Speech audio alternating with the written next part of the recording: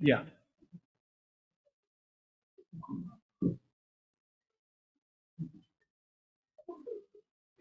A bit more applied, but hello.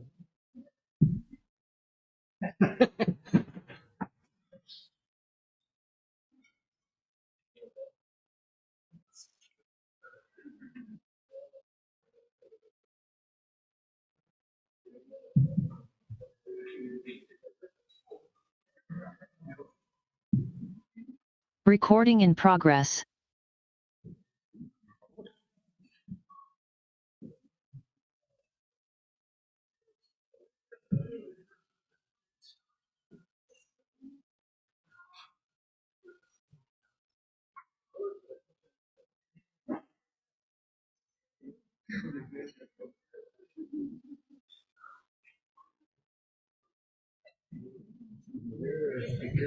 It's almost on.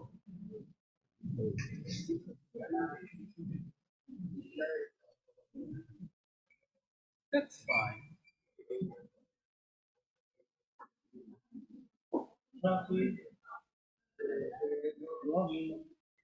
It's terrible, but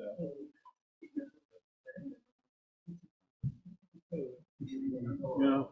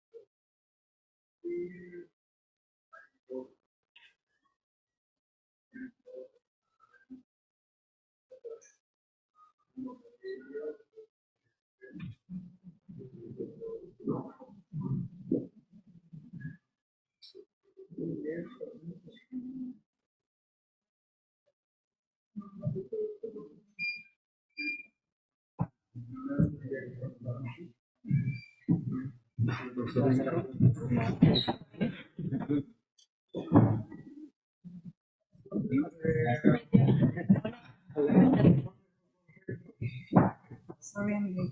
Oh, no problem.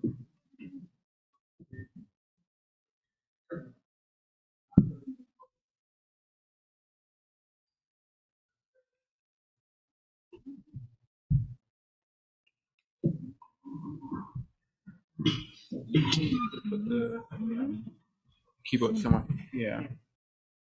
Then I can just click for it. I got it already. Yeah, Gustavo will send me the.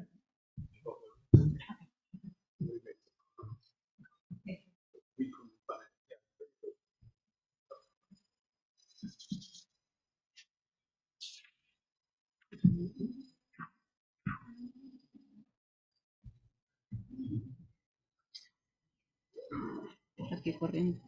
Sí. ¿Estás bien?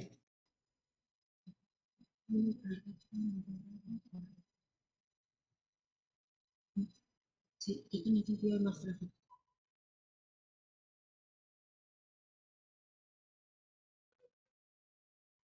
¿Por qué? Estamos en vivo. ¿Te va a transmitir o no?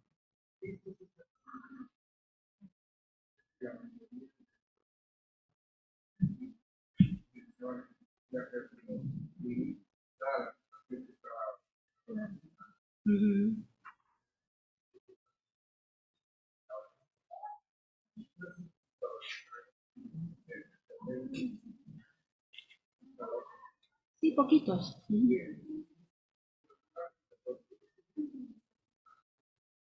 Ujú.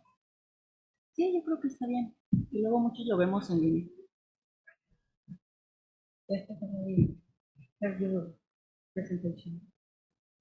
Online. Okay, cool. Mm. Okay. Hello, hello, hello. Can you hear me? People online hear me? It's always complicated. Anyway, Yes, I do.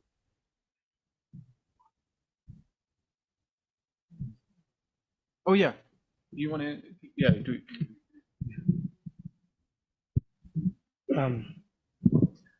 Buenos, ¿sí escucho? ¿Sí, no? Buenos días a todas y a todos. Vamos a continuar con la presentación, con la disertación que comenzó el día de ayer, inaugurando este noveno seminario de Microeconomía Heterodoxa. Nos acompaña, para quienes no estuvieron en la sesión de ayer, el doctor Imko Meyenburg. El doctor Imko Meyenburg es doctor en Economía y Filosofía de la Economía por la Anglia Ruskin University. Realizó su licenciatura en Estudios Empresariales y Economía en Alemania y su maestría en Nueva Zelanda.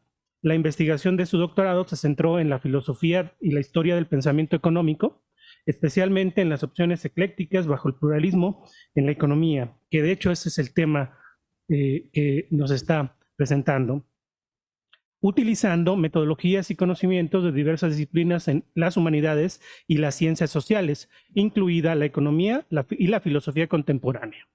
Bueno, pues ya no doy más detalles, los detalles los presentamos ayer. También voy a darle la bienvenida a nuestras comentaristas, la doctora Sara Ochoa León, Ochoa León, que junto con la doctora Nancy Muller son profesoras de nuestro posgrado y pues de la comunidad economistas muy destacadas. Muchas gracias por su presencia. Y a continuación, pues doy la palabra al doctor Meyenburg. Tiene 1 hora para su disertación. Go ahead. Thank you very much. This time, I'm not going to forget my timer, so I kind of like know what time I'm on. Great. So yesterday, I talked a bit about the philosophy of pluralism quite a lot, and talked about like how we can conceptualize it on the ontological level, on the epistemic level, and on the methodological level. And today, my idea is to continue and actually contextualize that and show you some examples of what I think, a first step towards a more pluralistic science or can be, first of all. So I'm going to do a little bit on research and give you some examples. And some of it will be a bit conversationalist, so I might ask you questions, what you think, because I'm just going to, be blunt and put in one of my current working papers and say like, what do you think? Right. So, so I can get something out of this as well. Secondly, I want to add a little bit on education, right? Because most of the time yesterday, during the discussions, we already talked a little about education and, how we can change the curriculum. I'll go through an example as how I did it prior, and then I give you kind of like a summary of like a pluralist approach to education, I guess. So just as a reminder, yesterday I used that Steve Fleetwood quote, like the way we think the world is, which is ontology, influences how we think, what we can know about it, which is the epistemological level, and then that influences how we can investigate the world. And that's the methodological level and what kind of theories we build from that. And with that in mind, I think pluralism encompasses quite a lot. So obviously not only choices of methods, but also choices of problems. We're identifying where we see actually problems, right? So some of our choices, ontological choices or epistemological choices, will automatically exclude certain areas, right? So if we, if we're blunt and we don't trust the Marxists, if we think there are no classes, right, which is an ontological statement, then we will never do anything like class analysis, right? So that way, I think we can go through a couple of examples. So one thing which we need to observe is the so-called empirical turn in economics. So some of the criticism of heterodox economics, especially the old one, is, I think, to a certain extent outdated, because even mainstream economists are going in a certain direction. And if you look at the general philosophy of science, economics seems to emulate other scientific fields with that regard, insofar that we see a strong empirical turn. So even mainstream economics more evaluates itself through its empirical research, right? So for instance, we have now evolutionary game theory, which redefines how institutions are integrated into analysis, right? So we're no longer ignoring institutions per se, and just think of utility maximizing individuals. Now we have something like that. Then we have ecological economics, redefining how we treat nature and the economy as interrelated, right? So the whole movement, like the recognition of limited resources and environmental degradation of certain practices in the economy, become more and more mainstream, right? It's not just at the fringe or in heterodox economics. Mainstream economists actually do work on these issues, specifically on sustainability and climate change, right? Although there are people who criticize mainstream economists working on climate change, but at least it goes into the mainstream, right? Then we have psychological economics, redefining how rationality is treated. So we're not purely looking at a theoretical old school's a version of rationality. Behavioral economics introduces bounded rationality, and there are programs where mainstream economists actually work together with neuroscientists to actually see what is going on in the brain when we look at decision-making processes, right? So this is kind of like things that change. We have econometric works, which deals with the limitation of classical statistics, right? So within econometric research, there are boundaries being pushed beyond the limitations of old school statistics. So we need that. Then we have complexity theory going in as well, which is starting to redefine general equilibrium economics, right? And again, this is a mainstream part. And then we do now have fancy things like computer simulations, offering a new way of redefining models and how they're used, right? So we can use large-scale computer simulations, borrowed, for instance, from meteorology and climate science, right? So these guys have very complex computer simulations, which we can use for our purposes. And obviously with that, we're now starting to use AI more efficiently, and it's kind of like getting into it. So it's not only for students to write their essays by just asking ChatGPT to do it, but we can use AI to enhance our modeling and come up with really innovative solutions and overcoming limitations of previous theoretical work. And something that was already mentioned yesterday is the existence of experimental economics, right? So experimental methodology goes in, behavioral economists do that. I have a colleague who kind of like likes to ask people to look at art, right? So she's looking at how human beings value art, right? From a behavioral economics perspective. So she kind of tries to, do that through experimental stuff. So these are parts of like the empirical turn within economics and mainstream economics nowadays we need to consider, and it already shows how people start to go beyond the pre-existing conceptions and methodological norms they had and maybe they were exposed to in their own education, right?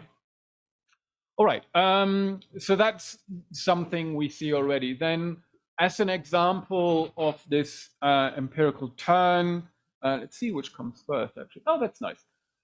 So the graph comes first. Okay, that shouldn't have come. But so that's the following is an interesting paper on the question of like how knowledge disseminates in the economy, right, among businesses. Right, so normally when you look at innovation theory, it's kind of like innovation is there, people pop up, and someone has a brilliant idea, right? The entrepreneurs, the gods, basically, right? But the more interesting question is like, wow, how does knowledge of maybe issues around production techniques and product standards and all these kind of things, how does it disseminate within the economy? Right? There's little work on that. So I have a colleague who actually was interested in that. And what they did is to look at patents, right? So patents and patent citations. So when you're smart and you invent something new, the first thing you do, you go into a patent office and you make sure that nobody just can copy it without your agreement, right? So in this paper, they looked at the UK and they got the database from the UK Patent Office, actually from the European Patent Office, and they looked at patent citations, right? So when I copy someone else's work, I need to cite that in my own work, right? Not as an academic, but as a business, right? So if I use someone else's production techniques, I need to make sure that this is validated and properly referenced within that database. And so they did an empirical work on that, and so it's a contribution. Again, it's a contribution to empirical work. It's empirical work exploring differences in the patterns of localization or spillovers across countries and technologies. It's a contribution which distinguishes between tacit and codified knowledge and emphasizes the role of tacit knowledge in the geographic location of spillovers, right? So here we look at geographic issues and differences. It's quite interesting. And the findings is that only a minority of technological classes display evidence of localization. Localization most frequently in technologies related to sectors in which knowledge spillovers and particularly reliant on the transfer of tacit knowledge, such as civil engineering and construction and the automotive sector and textile. This is in the UK, right? So only in these areas do we see how knowledge transfers. And if you look at the graph, what that actually says is that knowledge spillovers remain within like a 60-kilometer distance, right? So only businesses kind of like know of each other within that range, within that area. And then they cite each other in terms of technology, and the knowledge spillover for existing technologies, right, remains in a very small geographical area. So here we have a complete different approach to innovation research, which introduces the idea of geographical analysis and methodological, I think, quite unique with reference to how patents are cited as evidence of that, right? So does it work everywhere? I'm not sure, right? Because in Europe, we have a very strong patent regulatory environment, right? So if you steal someone else's technology and patents, it will be flagged up. So you really have to adhere to that. However, we know in other countries, I don't know how it is in Mexico, but there are countries where, patent citations are not happening, right? Because it's not enforced, there's no regulatory framework for that. So, the question is how safe you can do that, or how reliable this would be in a different regulatory political environment.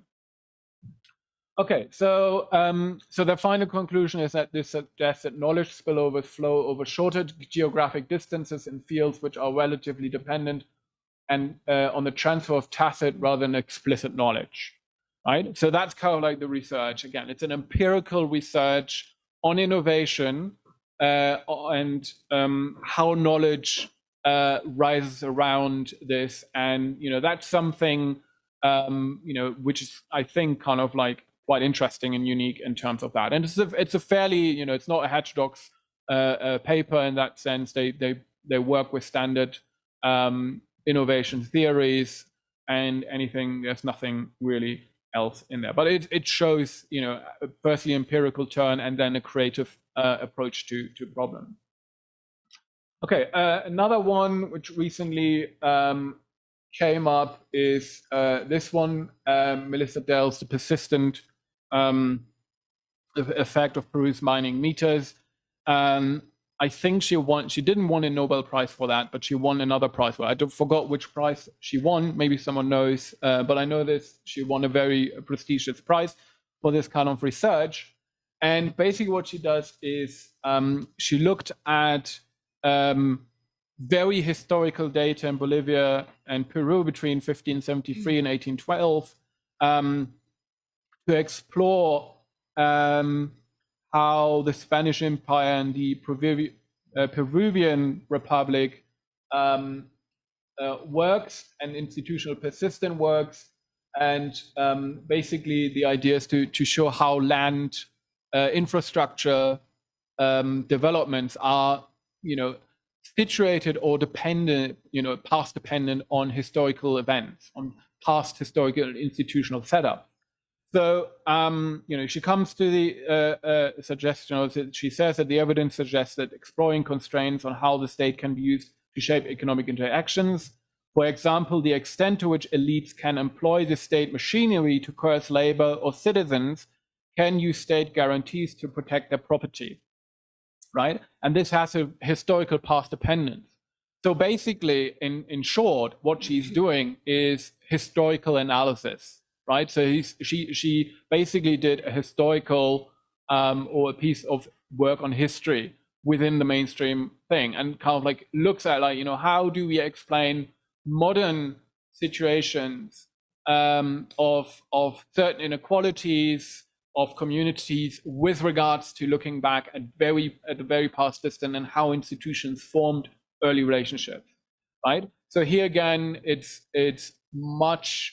Well, the interesting thing or the unique and original kind of research looks at, historical data, and, that is becoming more important, archival research in that sense. So it's not only limited to history of economic science, for instance. They do a lot of archival work, but now this is an example of how you can use archival work, go into archives, dig out the data, not just go on the World Bank database, there's more than that, and use that kind of data in your own research to come up with innovative explanations of current inequalities on institutional setup, right? So I think that is, again, an interesting way in how we can look at, how pluralism evolves and, using empirical turn and be quite creative and, stepping out of the confines of what you've been told about what empirical research is, and actually being, maybe influenced by others. It would be nice to talk to Melissa Dell about what, drove her specifically, but that's an example. Okay, and now I'm going to turn to my own stuff, right? So my own work is currently related to hearing aids. It sits in the confines of health economics. I'm collaborating with that. And the interesting question is about hearing aids, right? Which I think most of you won't be needing anytime soon. Good, right? But hearing aid research is quite interesting. And, the people in hearing aid industry, I don't know how it works here, would be nice. My wife is actually an audiologist, and she tried to figure out how it works in Mexico. She was looking at the UNAM website and see how audiologists are trained here, but she couldn't find anything. So maybe but the point is that hearing aids and hearing aids or hearing loss, for that matter, is an economic problem, right? So we're looking at this, that by 2050, we estimate that about 2.5 billion people on this planet will have hearing loss. And hearing loss is quite complicated, quite interesting from a medical point of view. You may suffer from hearing loss without knowing that you suffer from hearing loss, simply because you start hearing loss usually at high frequencies, which you don't recognize. So you can hear me perfectly, right, without any issues, but you will not hear a high-pitched tone, for instance. So if there's someone outside blowing a whistle, you would maybe not hear that, right? But you think because you can hear me perfectly, it's not a problem. Which if you have your grandparents, so if your grandmother has a very high-pitched voice, right, and your grandfather doesn't listen to her, it's not because he ignores his wife, just maybe that he can't hear her properly because she has a high-pitched voice, right? That's one of the things. So 2.5 billion people will approximately suffer from hearing loss by 2050. You may become that in that group. I don't know how old you're going to be then by 2050, which 700 million would require treatment. Okay, so that's one thing. The global economic burden is estimated to be just under $1 trillion US dollars on cost, right? So because hearing loss means that you obviously need medical attention, but also it isolates you. Hearing loss means that you have less access to the labor market, right? It makes life just generally more difficult. And it also contributes to other illnesses. So if you have hearing loss, it's more likely that you will end up with dementia later on, right? So there are interrelated issues around that. So that's the medical side of it, and to a certain extent also the economic side. But the hearing aid market is oligopolistic, right? We all know that there are oligopolies, and it's like a standard textbook case of an oligopoly. So we have around 6 companies, major hearing aid manufacturers in the world. In 2012, they held about 98% of the market power, right? Sales globally. Same around US nowadays. What the actual market power is now in 2023, it's not quite sure, but there's not many other hearing aid companies in that sense. So it's a textbook, you will say, okay, textbook oligopoly, that is good. The problem is that these textbook oligopolies do very well in the US, right? They do very well in the UK, in Europe, and essentially don't care about the rest of the world, which is interesting because usually we are, thinking about big multinational companies as like we want to, expand to other markets and so on and so forth, but these companies actually don't, right? So if you're somewhere in Africa or India or something like this, in India in particular, what you have is either very poor quality Chinese versions, which everybody hates, or you don't have access at all, right? So you need to import from the US or from Europe. In the US, a hearing aid costs roughly $3,000 per item. So you need to pay about $6,000 for 2 years, right? Anybody knows the cost here in Mexico? Just 70,000 pesos. Okay, so I guess that's roughly the same. Cool, right? Now I'm going to make you cry because in the UK I pay about $100 for a hearing aid for both, right? So whereas access, you need to import it and all this kind of thing. So the question is like, obviously we want to counter this and make sure that globally our 2.5 billion people with hearing loss in the future will have some access to hearing loss, to treatment and so on and so forth. So the question is, how do we deal with that on a policy section, right? How do we approach this as policymakers and economists? How do we increase access? So the standard go-to policy recommendation is to dismantle the oligopoly and increase competition, which will reduce the prices of hearing aid products, because that's what we're being taught, right? So I argue that won't work in this context. Why? Well, first of all, so we have an instance in the US. Last year, they introduced this over-the-counter hearing aid act, which provides hearing aids which you can just buy in a pharmacy. You don't need to go to treatment, and they're supposed to be much cheaper than hearing aids you get when you go to the hospital or an audiologist, right? And the aim is specifically at introducing competition. And that's what we're being taught, right?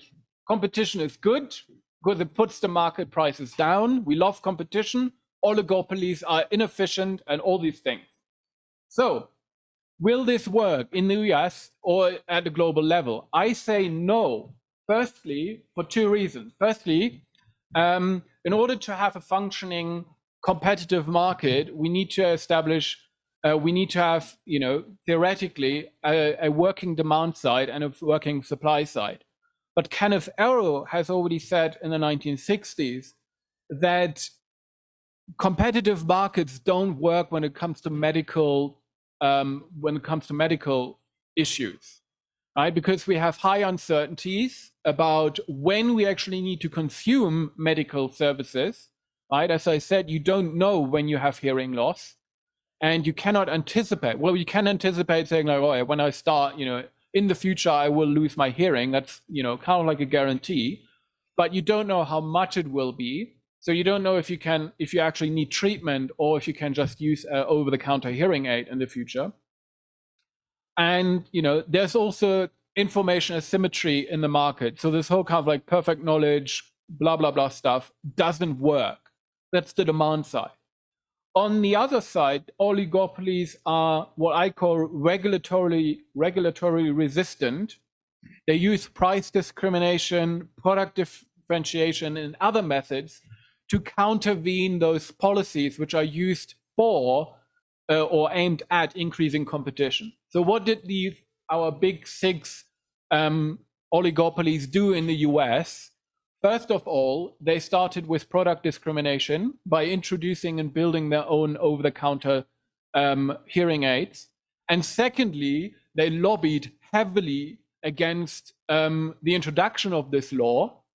And it took them, they spent a lot of money on that just to delay the introduction so they could position themselves to be the only ones who would be, having the majority of the over-the-counter hearing aid market, right? So they actually played the game, right? The policy was there to introduce, okay, we're going to increase competition. Oligopolies, they're like, no, that won't work. We are smarter than you. We're gonna delay, we're gonna pump money, and we push our lobbying efforts to delay the introduction of this, right? And at the same time, we develop our own technologies, which when it comes to market, we flop the market with this, and there will be no new entries, right? There's one company which entered the over-the-counter hearing aid market since, and that is Bose. Right? They are financially capable of entering the market, right? Typically, oligopoly markets are also, high entry barriers, things like that. So in the US, to develop a device, a hearing aid device, costs something between $40 and $90 million, right? Just to get FDA approval and go through, all these things. In order for that to be recognized as a technology which can be used in medical things. So you will not see small innovative companies enter the market anyway, because it is regulatorily so difficult to enter those markets, right? So oligopolies can just are regulatorily resistant. If you have a single approach policy and say like, we want to increase competition, it's not going to work. And it's not going to work in the US, it's not going to work globally. So what could be a potential solution to that? And if you have heard about it, Mariana Mazzucato, the entrepreneurial state, right? A solution to that would be to actually, as a policy maker, to play the game and, introduce public-private partnerships or focus on so-called market co-creation, right? So how does it work globally? On one side, the reason why I can pay $100 for a hearing aid in the UK is because in the UK we have the NHS, which has monopoly power, right? So it's a single buyer.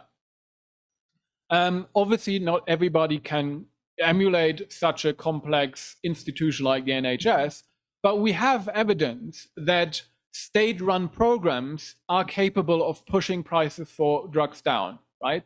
In Sri Lanka, third world country, they did this in the 1980s, I think. For a couple of years, they did a government program which bought drugs from the US, and they were able, just by doing so, they were able to reduce the prices by like 60%, right? So, you know, as policymaker, I accept oligopoly is not going to disappear. So how can I be more smarter in doing that, right? So we can actually think about collaborative approaches with these oligopolies rather than increasing competition and regulating them away, right? So public-private partnerships are potentials where government agencies and private companies are working together to provide goods and services there. So it's a paradigm shift within policymaking away from market intervention towards market co-creation. So as a government, I provide, you know, introduction. So I actually not think about increasing competition, but I allow oligopolies to price discriminate and say, like, look, we have people who don't have money, you know, offer them something else which they can afford. We support you with that. We provide training.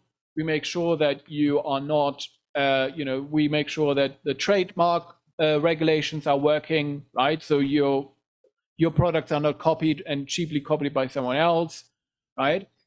We will invest into training so people can be, you know, trained to be audiologists and everything, and you work with those hospitals together. And we make sure that we can develop these different categories to develop sub-markets which allow for product differentiation, right? So we actively aim to do that because, you know, competition won't work. You know, so we produce market segmentation, we produce product differentiation because, you know, that might be the only solution to it. It's still not optimum as we wish from our, you know, competitive market textbooks, but that's the world we live in, right? That's the empirical reality we live in. And, you know, we may do that. So there are some arguments. Obviously, you know, if you have other ideas, please let me know in the discussions or later, right? And it would be nice to see that how we could apply that in the Mexican context later. And if you have anything like this, right? So there's Matsukato says, like, market co-creation as a holistic approach makes policymakers pay attention to the legal and institutional foundations of markets and acknowledge the state's capacity to shape and uphold legal rules that align with socially desirable and democratically legitimized policies, right? So we can actually work together as policymakers with that. Good, so that is kind of like the empirical turn, a couple of examples. Let's talk about the pedagogical turn. That's it, the pedagogical turn.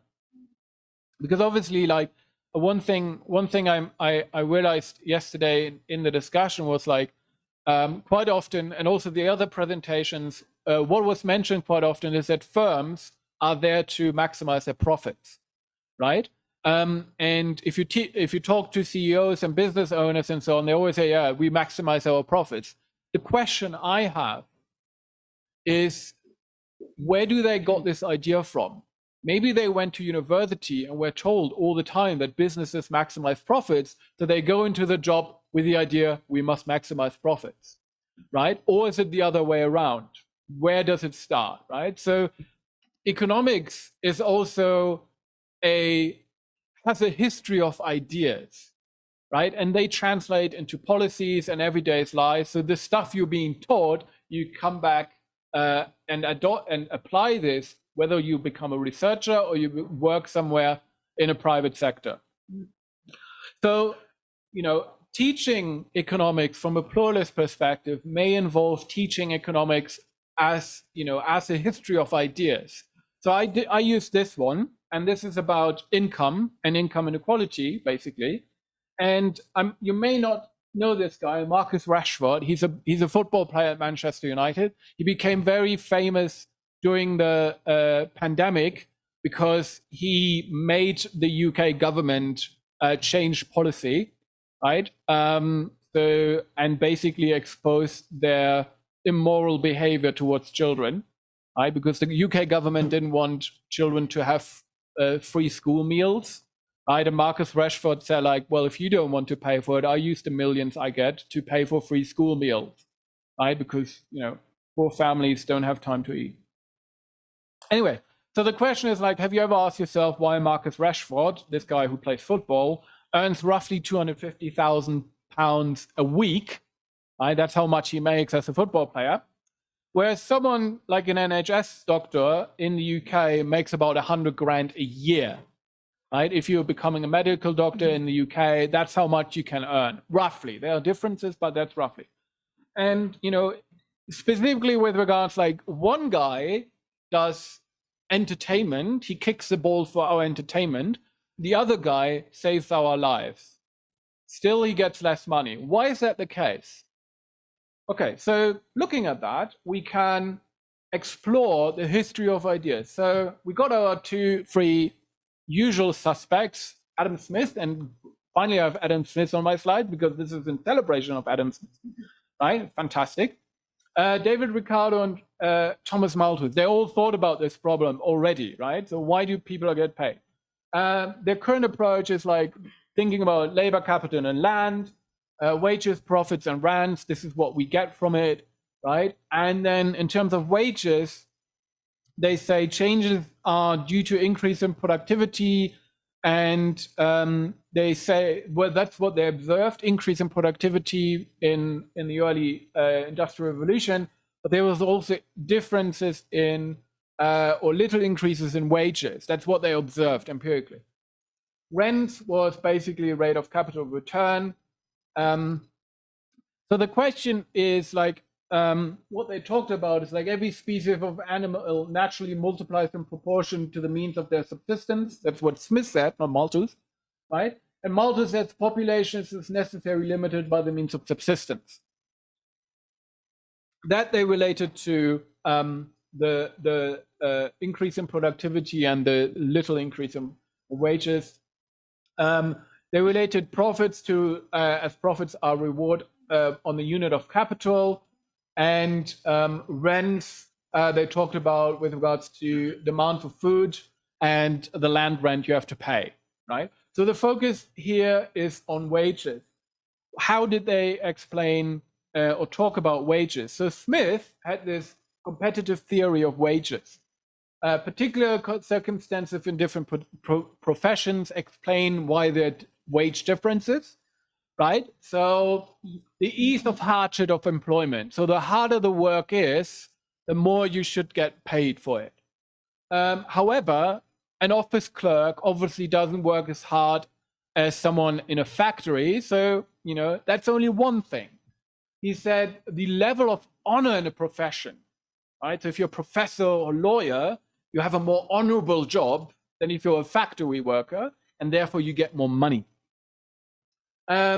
Difficulty to learn the profession, right? So becoming a professor or a lawyer takes much more time than just working on a farm or in a factory, right?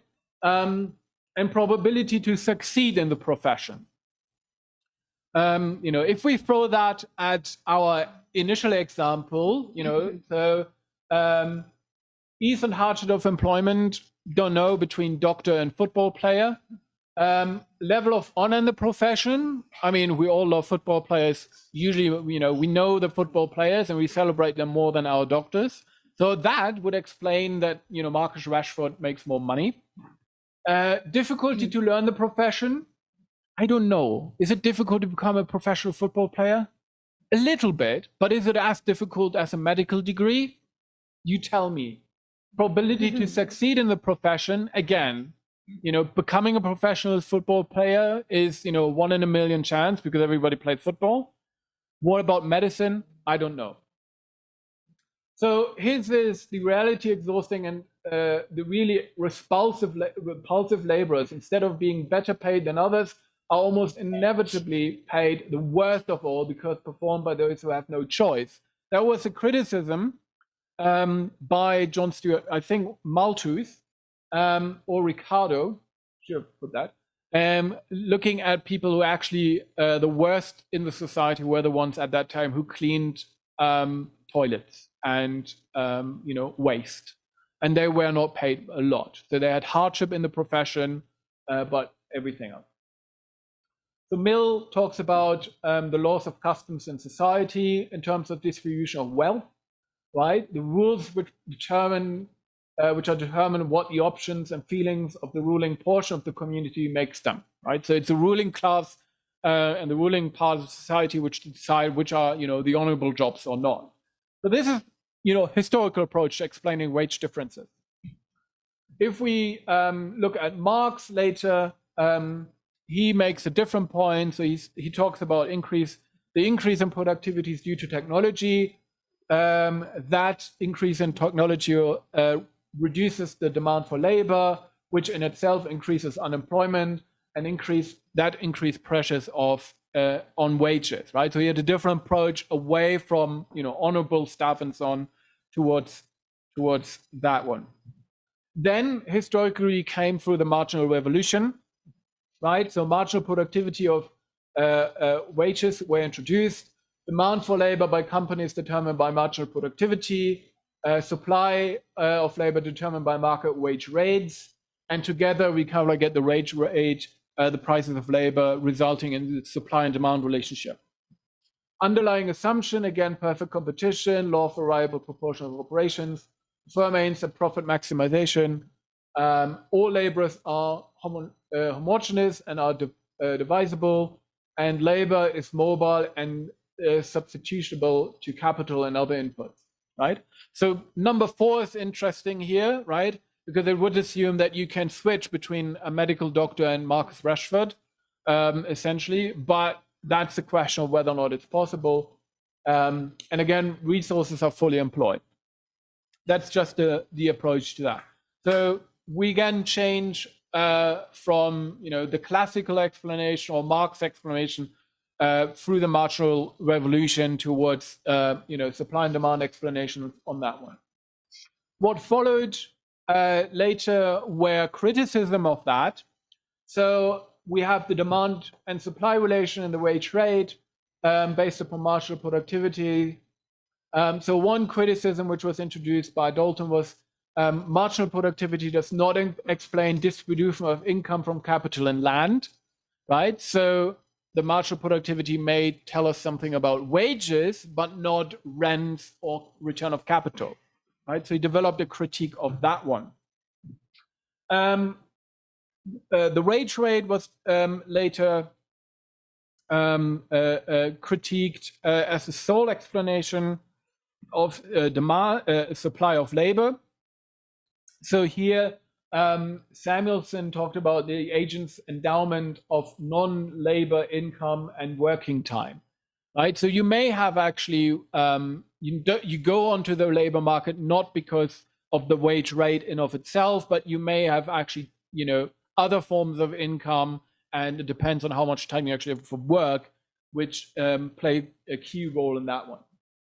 And then the equilibrium wage rate was criticized by Keynesians and post-Keynesians and some others. Uncertainty about wage levels due to institutional interference with competition in markets. So we have actually a case of imperfect competition in markets. In the labor markets, like minimum wage stuff was introduced, labor laws were introduced, and all these kind of things. Fortunately, you cannot send your children to work anymore, right? These kind of things, So that changed the whole picture, and that changed the existence of market equilibria in of itself. So that was, an approach where new ideas were introduced and refined the idea of market wage rates in of itself. Then later we come with human capital approaches. So wage differences are due to education. That Smith already said, and Marshall as well. So educational background determines wage differences on the market. also the kind of jobs you get. We have a differentiation dependent on wealth of parents and inherited abilities, right? So that's the first time where we look at, what is your background, your social background, and how that may determine what kind of job you will later enter into. And, I think Becker specifically is about the inherent abilities, which is, nowadays maybe a bit dodgy, but like, are you actually able to perform these jobs you're striving toward? Maybe not. And therefore you go into a different kind of job and therefore you earn less. That one. The extension later to intergenerational frameworks where children's endowments are determined, among others, by investment made by parents, right? I don't know. So in the UK, it's quite interesting because obviously, like, we have very, very high university fees. And if you want to get into the good universities, in most cases, your parents can pay for it for once. And also, like, we have issues around, like, specifically if you look at University of Cambridge and Oxford, your parents have been there and therefore you're going to go there, right? That's how you get in.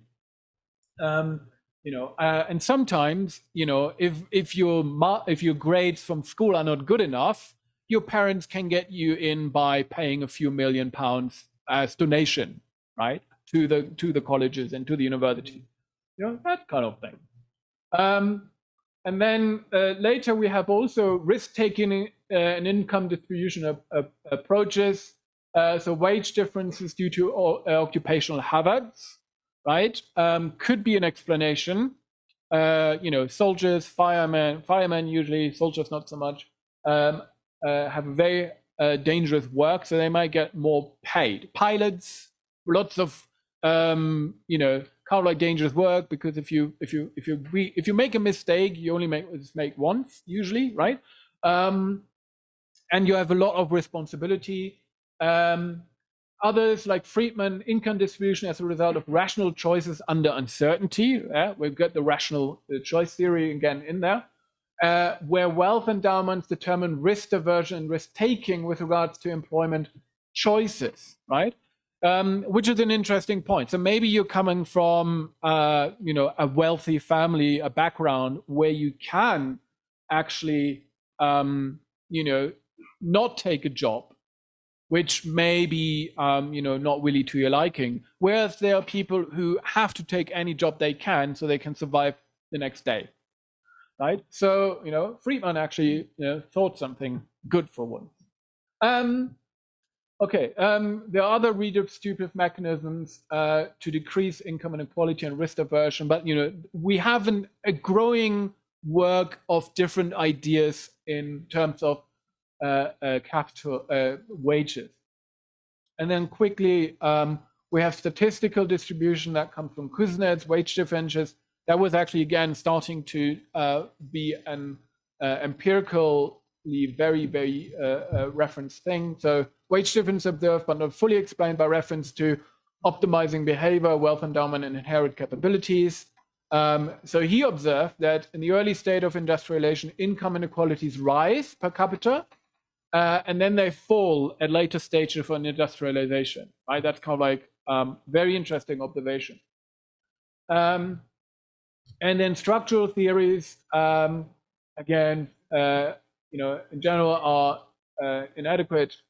Income inequality due to power differences between company owners and workers, including trade unions, right? It's Dunlop's work, or factors such as social class, status, intergenerational mobility, gender, race, and so on and forth. And here we have Golden, who just, I think this year, a few weeks ago, won the Nobel Prize for this stuff, right? So again, it's about, adding more things to this. And this is quite mainstream research nowadays, right? It's not necessarily heterodox. All right, good. So to round up in my last couple of minutes, so how do we approach economics teaching and pedagogy from a pluralist perspective? So economics as a pluralist discipline. So not only teaching that there are various approaches to economics, but also at the same time, we need to teach reflective and critical skills Because if you just dump a lot of stuff on you, that doesn't necessarily mean that it will make sense and that you are able to critically engage with it, right? So we need to have these reflective critical skills in the curriculum as well. Students must practice reality economics, whereby students are introduced to courses such as philosophy and methodology of economics as well, right? So not just optimization problems and lots of math, right? A bit of philosophy and a bit of history as well, and economic methodology. Teaching micro and macro, pushing as a critical historical discourse, right? So it's just as I did, you know, it's a historical process, and there were different people had different ideas over time, including, you know, the background they lived in, right? The societal background. Smith talked about jobs in a different way, jobs which don't exist today, but still it's interesting to observe how they talked about this, right? And how they rationalized their thought. So it's a story. And the evolution of the underlying theoretical empirical shortcomings that place the theory in the incoherent state of today. Economics as a historical discipline, right? So again, a historical theory of history employed. Teaching of history of economic thought would be necessary, I guess.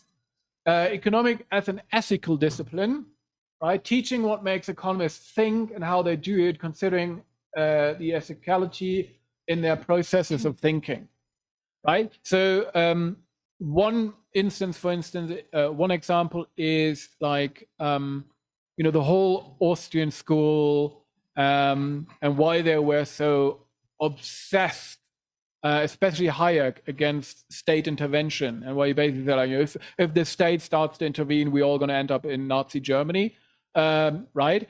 Why does he think like this? Obviously, he makes a theoretic argumentative term, but he also has a history, right? He had to flee from Nazi Germany, prosecution, and death. And that kind of life shapes the world, the way you think about these issues, right? So in that case. Then develop trainings which are consistent with meeting professional ethical responsibilities and so on, right? So in the future, you will work in areas which have maybe ethical responsibilities, and would be good if you can interrogate them, especially when it comes to issues around climate change and social inequalities, right? Maybe you want to change in the future practices which are in opposition to, you know, solving social inequalities, for instance. And then finally, economics as a decolonial project. That was touched upon yesterday. I really love that. Someone mentioned that in the talk. But recognizing the increasing diversity and pushing for increasing diversity within econ departments, right? Overcoming Eurocentric and Anglocentric theories and acknowledgement their theoretical context. Yesterday, someone said, I don't know, he's here. What is his name? Jorge? The professor? Anyway, he one of them. Anyway, he made a nice comment. He was like, yeah, they're economists, but they're from Barcelona and they tell us what to do, right? And they're Europeans at the end of the day.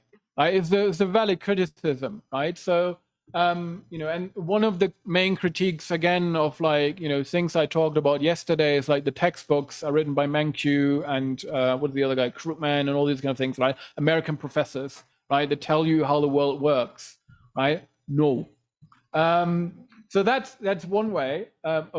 Which leads me to the final, which leads me to one criticism towards tiny bit. You know, when you think about as a decolonial project, we're celebrating 300 years of Adam Smith now, right? Great. My question would be, when are you celebrating 600 years of Ibn Khaldun? Because he invented the theory of labor division 300 years prior to Adam Smith, right? But nobody talks about that in any kind of textbook or so, right? It is very few people are actually aware of that. So yeah, so next time, you know, celebrate him, make a party. Huh? I will be invited. Awesome. Great. Okay, that's it. I've done it. I still have 9 minutes to 8 minutes. Awesome. Cool. That's all for me today.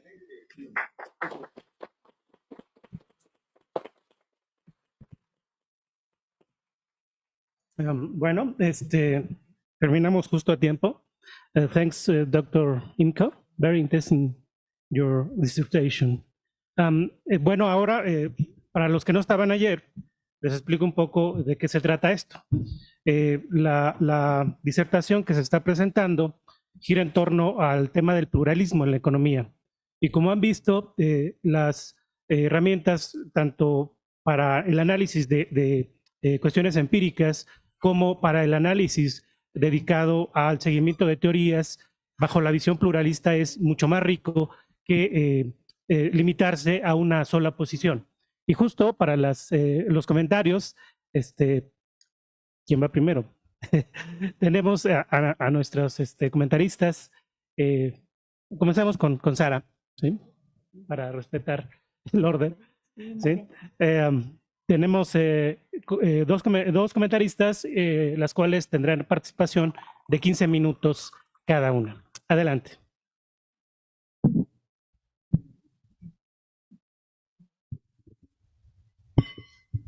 Okay, thank you very much. I am very pleased to be here. And first, I would like to thank Dr. Gustavo Vargas for inviting me to this seminar. And I also would like to recognize his effort during the last decade in this seminar. This is the 9th edition of the seminar. So he is always fostering the discussion of the frontiers of knowledge in economics. So thank you very much. And I would also like to thank him the opportunity to comment at the lecture of Professor Imko Meyenburg. I think that this is a very important topic in this historical moment, the topic of pluralism. So I am really pleased to have the opportunity to make some comments about it. I would like to say that my comments are based in the lecture today, but also in one paper that Professor Meyenburg handed to us in Spanish, so we could have further understanding of his work. So it was really helpful. Thank you very much. And I'm going to base my comments on that paper. Mainly, I'm going to try to engage in the discussion through philosophy of science, since I think it is the main theoretical background of this work. And I also think that it is very appropriate and very useful for this discussion. So thank you very much. I'm going to switch to Spanish because Professor Meyenburg already has my comments in English, so he can say something about it. So I'm going to start.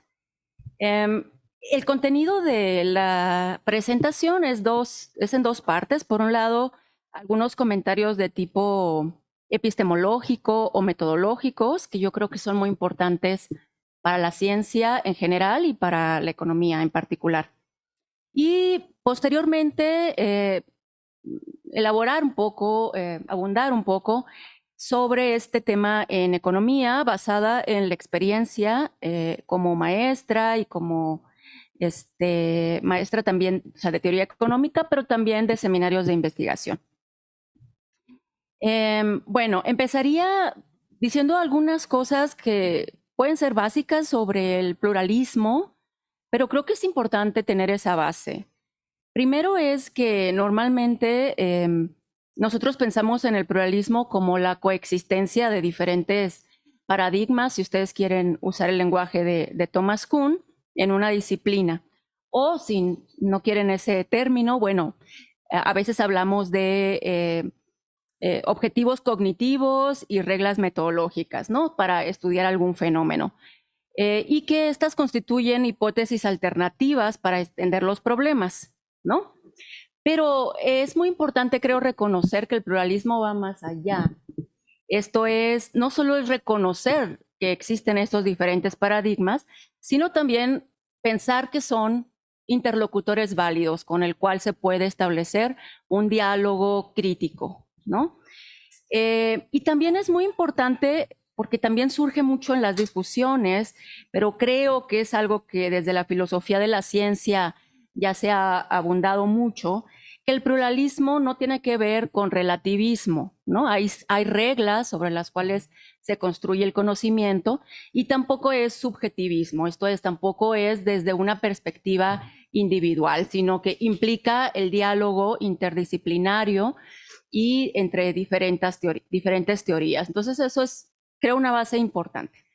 El doctor Meyenburg en su artículo dice que estos principios, digamos, que son compartidos en gran medida, pueden ser un realismo mínimo, la existencia de la realidad más allá de la percepción, que el objeto de investigación o partes de él pueden ser accesibles a través de la experiencia y la observación. Esto es un empirismo mínimo. También que la validez del conocimiento se puede hacer a través de la reproducción, o sea, varios, por ejemplo, estudios de caso repetidos. Una cosa también que es muy importante, la objetividad intersubjetiva y las hipótesis falseables a la Popper, ¿no? De Karl Popper. Esta idea entonces de pluralismo creo que tendría que estar construida sobre esa base común, ¿no? Y aquí quisiera citar al doctor Fernando Cortés, que ha trabajado mucho estos temas, que nos dice, así como el problema de investigación no puede ser cualquier pregunta, sino que debe estar sostenida por el conocimiento científico disponible, una hipótesis en ciencias no es cualquier ocurrencia. Entonces, no todo se vale, ¿no? En las ciencias sociales. También hablando de cuestiones epistemológicas, la filosofía de la ciencia creo que también nos ayuda mucho, sobre todo en esta discusión sobre cómo crear conocimiento válido. Sabemos que los datos empíricos no son la única manera de crear conocimiento, dado que, como nos recuerda Bunge, no nos permite necesariamente crear hipótesis de alto nivel. Pero también es importante decir que tampoco puede ser utilizado como el criterio para escoger entre teorías, ¿no? Para escoger la mejor teoría, que es una preocupación del doctor Meyenburg. Entonces, yo diría que, a final de cuentas, lo que decimos es que el dato es construido usando la teoría del investigador y en algunos casos incluso los investigadores comparten los mismos datos, pero tienen interpretaciones distintas. Entonces, decimos aquí en cuestiones metodológicas que la realidad se deja organizar de muchas maneras, pero no de cualquiera, ¿no? Y bueno, siguiendo a Bunge, nos dice, la observación debe ser guiada por la teoría y la teoría, a su vez, debe ser comprobada por los datos. O sea, es un ir y venir entre teoría y datos. Relacionado con la economía, también él es bastante crítico, pero creo que hace una buena aclaración. Nos dice, el problema con la economía prevaleciente no es que haya sido axiomatizada en parte, sino que la mayor parte de sus axiomas son obsoletos en este momento. Bien, un segundo punto que también quisiera analizar es que a pesar de estos elementos básicos desde la metodología de la ciencia, el doctor Meyenburg nos dice que esto no es suficiente para elegir entre teorías y entonces nos propone la idea de crisis epistemológicas basado en un autor, McIntyre. Y nos dice, la invención o el descubrimiento de nuevos conceptos y la formulación de algunos nuevos tipos de teoría, ¿no? Es lo que nos va a llevar a estas crisis. Esto permitirá que grupos de investigadores migren a un marco nuevo o alternativo. Entonces, en este punto en específico, a mí me gustaría pedirle al doctor Meyenburg si pudiera ayudarnos a entender un poco cómo se inscribe este concepto de crisis epistemológicas en una tradición en la economía de crisis, bueno, no de la economía, en la filosofía de la ciencia, de crítica intersubjetiva, ¿no? Que con todas las diferencias que nosotros podemos hacer, está presente, por ejemplo, en Karl Popper y también con sus hipótesis falseables. aquí lo cito, la contrastación intersubjetiva es meramente un aspecto importante de una idea más general de la crítica intersubjetiva, o, dicho de otro modo, de la idea de la regulación racional mutua por medio del debate crítico, ¿no? Entonces me gustaría conocer un poco cómo se inscribe. Y esto es importante para el siguiente punto, creo, de la viabilidad del pluralismo en la actualidad, porque si bien esta posibilidad de la crítica intersubjetiva, bueno, pues ya tiene entonces entre nosotros en alguna forma, ¿no? Aunque no exactamente como está propuesta en este momento, pues tiene ya con nosotros varias décadas, ¿no? La lógica de la investigación científica de Popper fue escrita originalmente en alemán desde los años 30. Entonces, yo quisiera pensar aquí que se requiere algo más que la existencia de este principio, ¿no? Y de que sea adoptado de manera individual por los investigadores o profesores que podrían considerarse a sí mismos como pluralistas, sino cómo podemos avanzar hacia un consenso en la comunidad científica de que el pluralismo es necesario como una condición para crear conocimiento científico, un poco, digamos, al mismo nivel o parecido que el resto de las condiciones que más o menos ya tenemos sobre la base, ¿no? Pasando un poco a la parte relacionada más con la economía, el doctor Meyenburg nos dice en su artículo, y como lo expuso aquí también, que el pluralismo tiene diferentes capas, ¿no? No quiero abundar demasiado, pero básicamente él analiza la parte epistemológica, ¿no? De cómo se podría llegar al conocimiento, y también metodológica, a través de qué instrumentos, a través de qué técnicas. Entonces, yo creo que se han hecho mayores avances en la disciplina, es mi perspectiva, desde el lado de la parte metodológica, el pluralismo metodológico, un poco lo que él llamaba el giro empirista, ¿no? The empiric turn. Entonces, en ese sentido, yo creo que empezando con modelos que trataban de emular a las leyes físicas, a la dominancia de la inferencia estadística a través de grandes muestras y luego de econometría, creo que la disciplina ha ido poco a poco incorporando nuevas técnicas que antes se veían como menos importantes en economía y que no podían llevar a conocimiento válido. Por ejemplo, como ya fue mencionado, los experimentos, ¿no? en las ciencias del comportamiento, pues son la principal herramienta metodológica para explicar las decisiones de consumo, como nos han hecho ver Tversky, Kahneman, Thaler. También en evaluaciones de política, ahora los experimentos aleatorizados son cada vez vistos como un mecanismo confiable para obtener información, también y para hacer recomendaciones de política, como lo vemos a través de Banerjee, Duflo y otros. La importancia de los estudios de caso con una fuerte perspectiva histórica e institucional también ha sido cada vez más aceptada. Por ejemplo, los estudios de Card y Krueger en Estados Unidos, en New Jersey, sobre el salario mínimo, que desafían totalmente la teoría neoclásica. Y más recientemente, como ya se mencionaba, Claudia Goldin, que acaba también de ganar el premio Nobel. Más aún, creo que está avanzando hacia tecnologías mixtas. Sin embargo, y esto evidentemente pues desafía las reglas de generalización que normalmente se aceptan, ¿no? en economía basado en grandes muestras, y es algo muy importante. Y nos permite reconocer el contenido empírico de la economía, ¿no? Pero creo que a pesar de este progreso, todavía hay muchos obstáculos para que sean estas formas metodológicas reconocidas en la economía. Pero creo que el problema todavía es más grande si nos vamos a cuestiones epistémicas, ¿no? De pluralismo epistémico. Esto es, podemos aceptar los experimentos, por ejemplo, en la economía del comportamiento, pero hay algunos supuestos que están implícitos, bueno, no implícitos, que están desarrollados, como la racionalidad limitada o la racionalidad instrumental, ¿no? Que no se aceptan fácilmente a pesar de la evidencia. Algo similar ocurre, por ejemplo, cuando hablamos de que las decisiones de las personas en pobreza no son necesariamente basadas en un comportamiento irracional que solamente tomaría, si solamente tomamos en cuenta cuestiones del ingreso o los precios, ¿no? Sino que hay mayor racionalidad en la toma de decisiones desde ciertas perspectivas.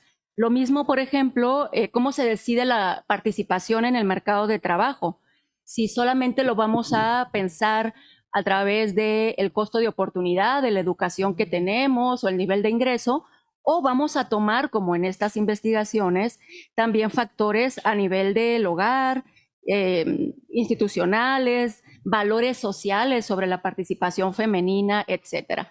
Entonces, aquí también yo, la verdad, me surge como esa inquietud de por qué podría pasar que este concepto efectivamente verificamos que no es monolítico, ¿no? O sea, y puedes avanzar en un tipo de pluralismo y no en otro.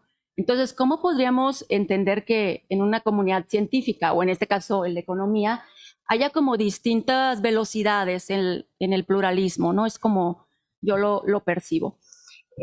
Quiero terminar también hablando de la parte que me parece a mí muy interesante también de la exposición del doctor Meyenburg y de su artículo sobre los distintos ejemplos que él nos da para entender de qué estamos hablando, digamos, pongámoslo así, en la vida real, ¿no?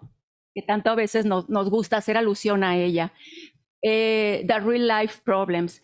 Entonces, tanto en la enseñanza como en la docencia, como en la investigación, siempre tenemos estos problemas. Me voy a referir más a la parte de investigación porque el doctor ya habló sobre la parte de docencia y también se habló el día de ayer, pero sigue siendo una pregunta pues muy importante para esta facultad, cómo vamos a hacer para avanzar en el pluralismo más teórico epistemológico, y yo creo que es una tarea pendiente que tenemos que enfrentar, ¿no? Bien, entonces yo les quiero poner un ejemplo en microeconomía. Imagínense ustedes un joven estudiante que está escribiendo una tesis sobre empresas de ventas que están basadas en Internet, por ejemplo Amazon o por ejemplo Mercado Libre. Entonces, este estudiante, vamos a suponer que necesita entender ese mercado, necesita entender tres partes. Uno, cómo se toman decisiones por parte de las empresas, cómo incorporan tecnología, cómo usan el marketing, cómo fijan precios y entre otros aspectos.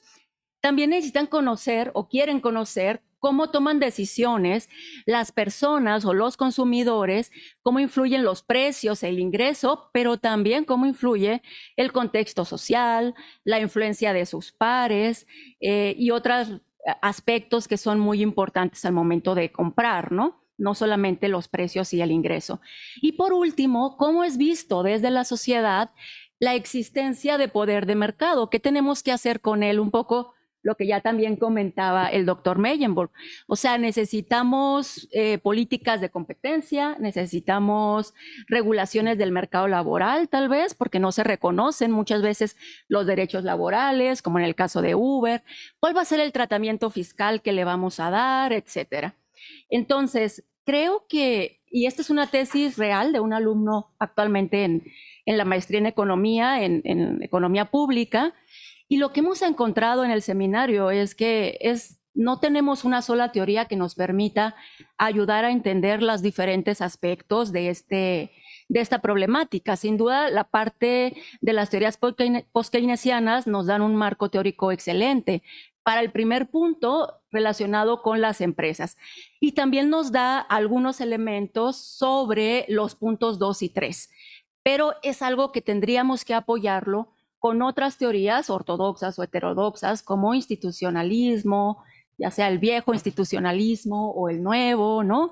Regulacionistas, etcétera. Necesitaríamos crear ahí un marco teórico más amplio, ¿no? Y entonces quiero terminar diciendo que pues depende también de la pregunta que nos hagamos, el marco teórico que vamos a utilizar, un poco como él lo mostraba, ¿no? Porque cada uno a veces enfatiza diferentes partes del problema. Y esto nos deja con el tema de que lo que ahorita calificamos como ortodoxo o heterodoxo es muy variado y no necesariamente, creo yo en este momento, nos ayuda mucho a entender la problemática. Como el doctor Vargas dice, en la economía heterodoxa encontramos muy diferentes paradigmas, keynesiano, postkeynesiano, institucionalista, evolucionista, regulacionista, marxistas, calequianos, neorricardianos.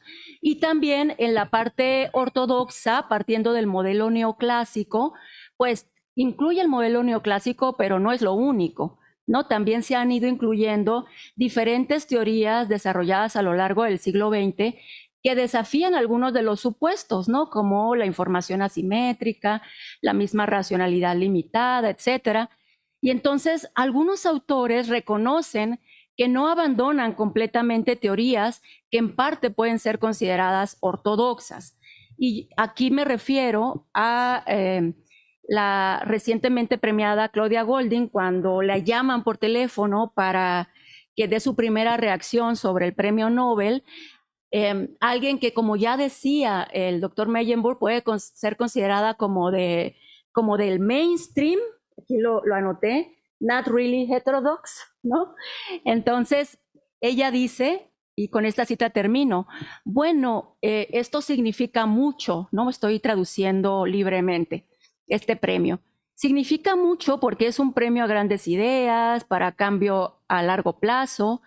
Dice, el Nobel normalmente se da para ideas y descubrimientos extraordinariamente importantes, algunas veces teóricos, pero también ha habido premios que se dan a lo que yo llamo grandes ideas y cambio a largo plazo. Y muchos de ellos fueron dados a mis maestros y entonces a sus maestros, ¿no? Entonces yo fui estudiante de Bob Fogel, o sea, de Robert Fogel, que ganó un premio Nobel en Historia Económica con Douglas North, o con Doug North, dice ella. Y también yo fui estudiante de Gary Becker, ¿no? Soy una tercera generación del Nobel desde Bob Fogel, que cuando él fue estudiante también de Simon Kuznets, a quien también ya citaba el doctor, y que si bien lo que él encontró fue muy importante, ahorita claramente es uno de los autores más criticados de teorías más amplias de la distribución del ingreso, como Piketty o como Atkinson, etcétera. Entonces, dejo ahí esa cita para la discusión. Muchas gracias. Muchas gracias, doctora Ochoa. Y bueno, a continuación la doctora Nancy Muller con sus comentarios. 15 minutos. Sí, gracias, Saul. Pues muy buenos días. La verdad es que estoy muy contenta de estar aquí, de ver a gente joven en el público. Estoy pues muy agradecida con el profesor Gustavo Vargas por invitarme a esta 9ª sesión del Seminario de Microeconomía. Y con gusto también me uno a la bienvenida al doctor al doctor Imko Meyenburg. Willkommen. Yo tengo me solicitaron que diera este comentario en español. El profesor Meyenburg ya tiene el escrito en inglés. Básicamente es un comentario un tanto corto, muy preciso, en el que, lo que he observado en términos de las conferencias que dio ayer y hoy y también respecto del artículo que el doctor Vargas nos hizo llegar, que el doctor Meyenburg ha explicado de manera rigurosa, honesta, que los enfoques teóricos dominantes basados en el positivismo lógico son incapaces de dilucidar los problemas y los fenómenos económicos y sociales que nos acontecen en la actualidad. Por tanto, necesitamos urgentemente un nuevo pensamiento económico para dar cabida y reconocer diferentes formas de hacer economía y también reconocer que no existe un método de evaluación único, ¿verdad?, que sea universalmente aplicable y lógicamente convincente. De acuerdo con el doctor Meyenburg, el pluralismo es una opción viable, dado que la realidad puede adoptar diversas formas. De hecho, también es posible adoptar varias teorías y varios métodos para encontrar una epistemología alternativa. Además, el pluralismo acoge con mucho agrado las contribuciones de nuevas escuelas de pensamiento, principalmente las llamadas heterodoxas, que estas pues dan mayor importancia a los aspectos normativos de la economía. Sin embargo, dada la diversidad de disciplinas, de filosofías, teorías, perspectivas y métodos, el consenso sobre la naturaleza y sustancia del conocimiento y sobre cómo éste se construye, o sea, cómo los economistas construimos este conocimiento, representa sin duda un desafío para el pluralismo metodológico, especialmente cuando se trata de responder cómo el pluralismo puede contribuir directamente al desarrollo económico y a encontrar las explicaciones e implicaciones de política que estén científicamente fundamentadas. Leyendo el manuscrito del doctor Meyenburg, llegué a las siguientes reflexiones y creo que es muy importante para ustedes como estudiantes que están aquí y que están muy interesados en este tema. Fíjense, Keynes, bajo la influencia de dos personajes, en primera instancia su profesor Alfred Marshall y en segundo un filósofo moral de nombre G. Moore, concibió la teoría económica. Gracias a estos dos personajes, Keynes pudo concebir la teoría económica como una rama de la lógica formal. En este sentido, para Keynes, la economía era una herramienta analítica para poder interpretar y poder capturar la realidad económica. Aún así, al tratarse de una teoría donde el objeto y el sujeto de estudio no son las estrellas, no son los cuerpos celestes, sino los seres humanos, existe una dimensión ética de la que Keynes extrajo la parte normativa de la economía. Esta dimensión ética es muy evidente en el capítulo final de la teoría general, publicada en 1936, en medio de lo que ya conocemos, la Gran Depresión, el desempleo generalizado. Y en este último capítulo de la teoría general, él habla de las consecuencias sociales de sus ideas en un tono más filosófico, más moral. Por tanto, ¿verdad? Y con base en Keynes, incluso en David Ricardo, en Adam Smith, que ya lo presentó el doctor Meyenburg, pues la economía implica una deducción deductiva, sin duda. ¿Verdad? ¿Por qué? Pues porque la economía nace como una abstracción. Por otro lado, la economía también es una ciencia aplicada que implica principios normativos. Ergo, en la medida en que los seres humanos participamos, ¿no? y nos implicamos en los asuntos económicos, la economía es una ciencia moral. En este sentido, la política económica necesariamente aborda las dimensiones éticas y normativas de la actividad económica. Ahora, esto no significa que el método deductivo simplemente lo hayamos agotado con el equilibrio general de Walras o con la crítica de Lucas. De hecho, Marx nos había dicho que a diferencia del químico o del físico, el laboratorio del economista se encuentra en su cerebro. Este peculiar laboratorio procede haciendo suposiciones sobre el mundo. Todas las escuelas del pensamiento, todas sin excepción, están obligadas a hacer supuestos. Sin embargo, se debe tener cuidado cómo los hacemos. O sea, como economistas debemos tener cuidado cómo hacemos estos supuestos. Por ejemplo, Milton Friedman decía que no importa si tus supuestos son reales o irreales. De hecho, para él, mientras más falsas sean las suposiciones, mejor, ya que lo que importa es la predicción, la precisión de esa predicción.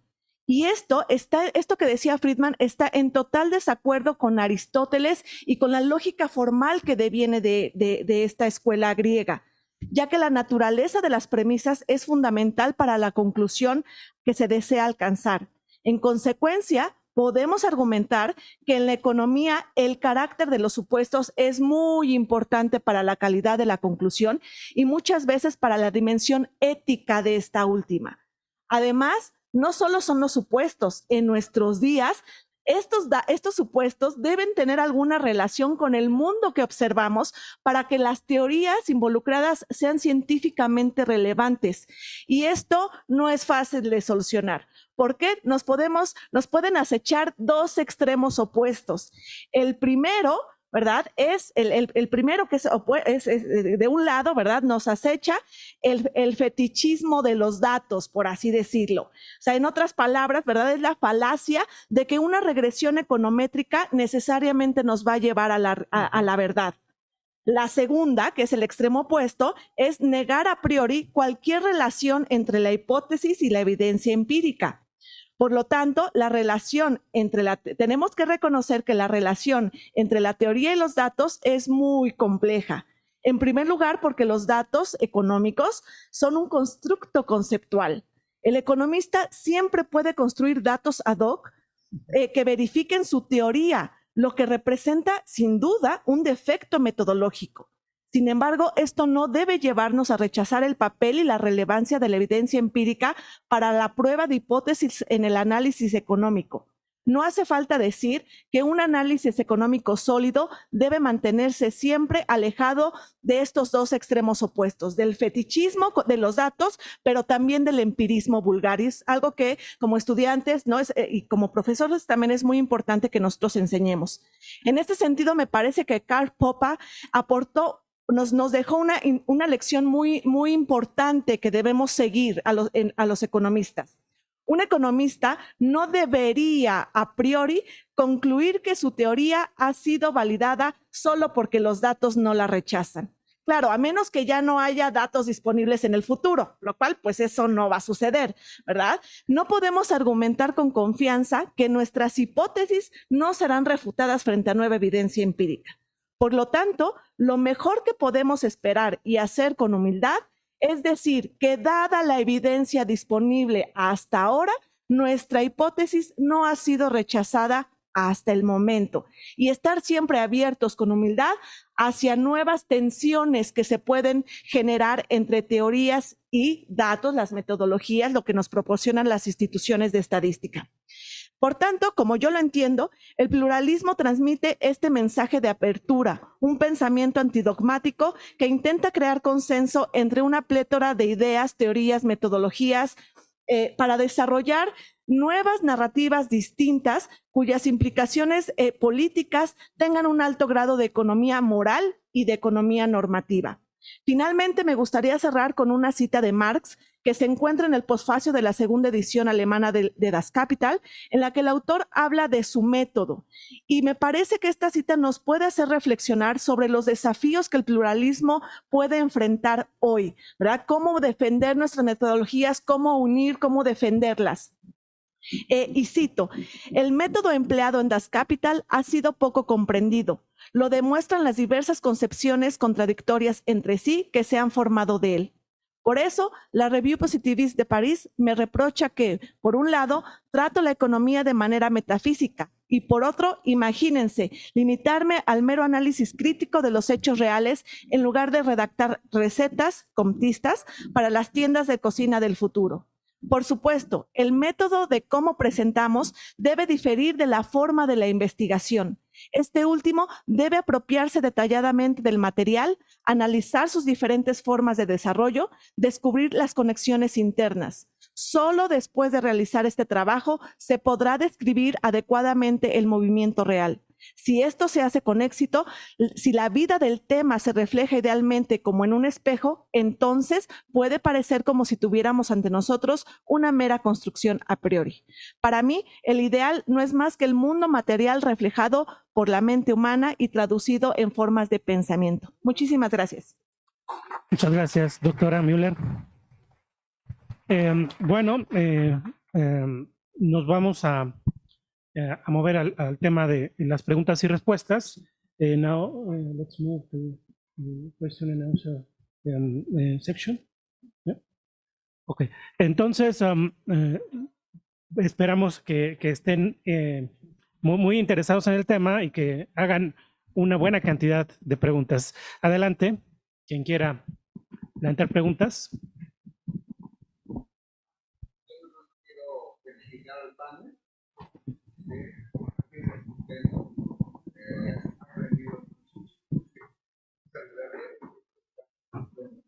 Ok. ¿Alguien más? Anímense. Adelante.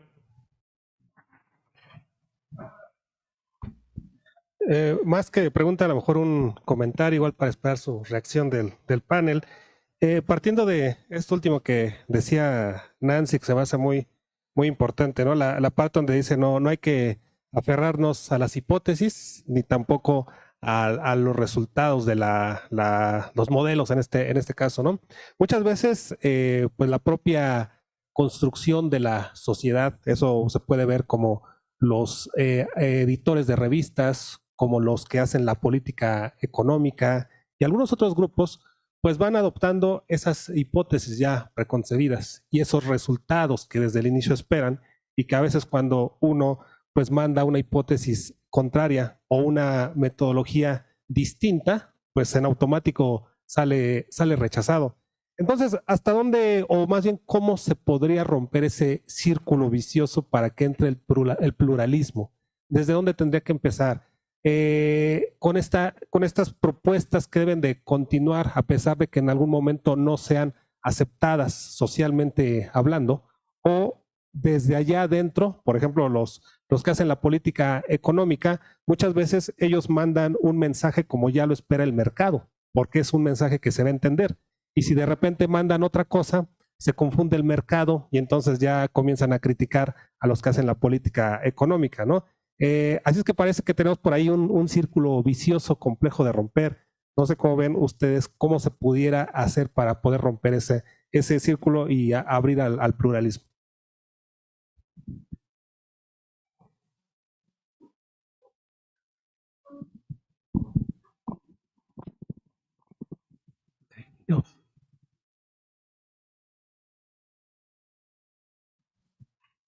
Okay, I hope that kind of like translated properly.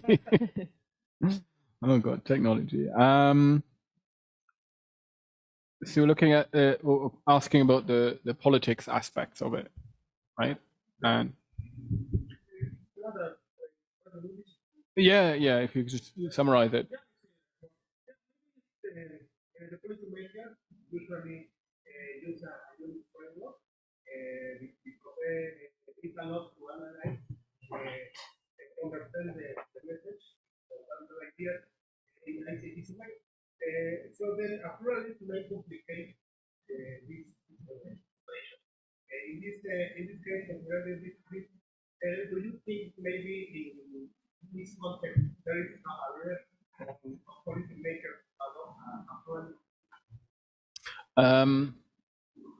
well, let's say I hope there is a possibility to adopt a pluralist policy approach. That's a hope. But yeah, I think the reality is that pluralist approaches would certainly make policy prescriptions a bit more complicated. And knowing from not personal experience, but other people's experience, if you talk to policymakers, aka politicians, it's already complicated, and the message is very difficult to get over. So, yeah, I guess that's a good point. I think with regards to that, it's more a matter of communication and training.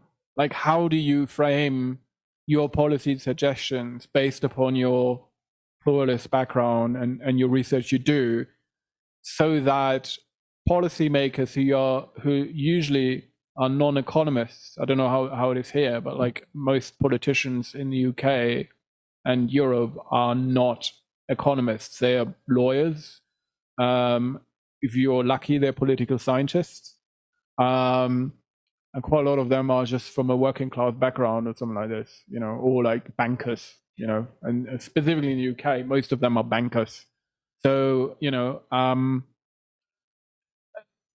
it's a question of how you talk to them. And we have seen like evidence that specifically during the pandemic, I don't know what's here, but like, I think it's the first time that like epidemiologists and public health scientists who have no economic background were actually facing policymakers, and they got really frustrated, right? And the fun thing is right now, if you look at in the UK, we have inquiry on the COVID stuff right now, right? And like one of the chief scientists was so frustrated with the politicians that she called the Minister of Finance Dr. Death in her private messages, right? Because she was so frustrated. So it's a communication issue rather than, I think, a policy theoretical background issue, if that makes sense. And how the markets react is also a completely different thing. I mean, again, speaking from the UK, we had like a prime minister for 5 minutes who just said like, open the, cut taxes, make everything, like the textbook, like cut taxes, cut social welfare, and like the minute after, the entire like financial district just gone bonkers, and like everything went into chaos just because she thought like she adopts the textbook, neoliberal approach to like, get rid of taxes, get rid of the state, competition, everything is awesome. And the minute she said that, like during her speech, the stock markets just went like this, right? While she was talking in Parliament, it was fantastic to observe. So, this is not even a pluralist approach, a standard macro textbook approach, neoliberal textbook approach, and completely screw up the market. So it's a message, it's like how you talk to people rather than, I think, the theoretical background and the policy of prescription. But yeah, it's certainly more complicated when you say like, oh, well, yeah, but we need to consider this, and we need to consider that, and maybe we need to consider that, right? Yeah. ¿Alguien más? Grita. Or shout as loud as you can.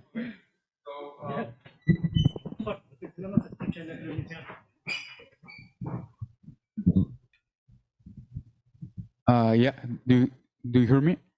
Okay, so talking about the health industry, we all know nowadays the health industry, how do you say, they search the increase the profits, no? Like any other company, like they search to increase the profits, but in the health industry they should like search, improve, like the technology advance to search more health, like to make new medicines, to make new vaccines to help the society, So, but they don't do that. They search the profit.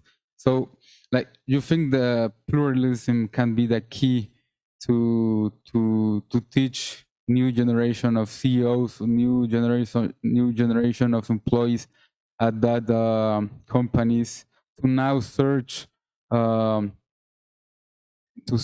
the health in that companies, to search the health in the society, and do not search the profit increase?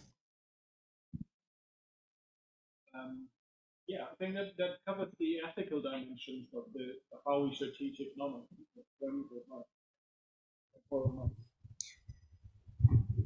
So people hear me. So yeah, I think that covers the ethical part of teaching economics, and also engage with the philosophy and different approaches to ethical questions with regards to economics, right? So one thing we learned, again, through the pandemic, we learned a lot through the pandemic, was that some of the so India, for instance, I think roughly is the largest vaccine manufacturer in the world, right? They just have the capabilities, and they just have the right companies. So one thing to guarantee access to COVID vaccines globally was to think of getting rid of patent restrictions for AstraZeneca, BioNTech, and all these kind of things.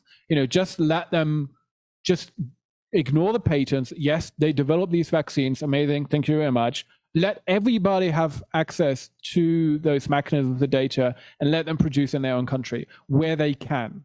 Right? It's not that these countries don't know how to produce vaccines.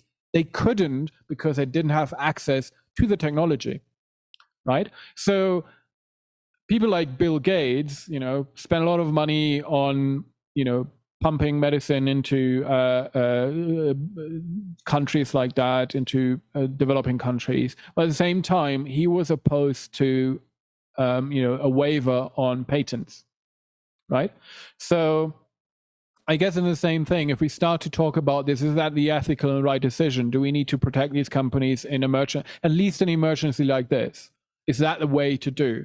Yes or no? Is it always the aim? I mean, Friedman made the argument that, companies only should make profits. Everything else is down to, society and individuals.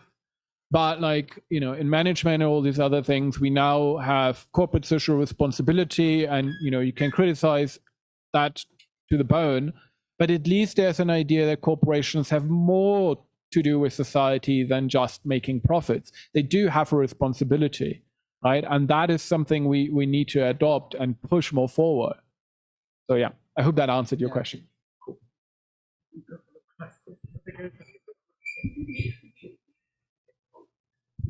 Todavía estamos a tiempo, ¿eh? Tenemos algunos minutos. Si Sara o Nancy quieren añadir algo, Sí. y podemos ¿No hay escucharlas. otra pregunta? Adelante.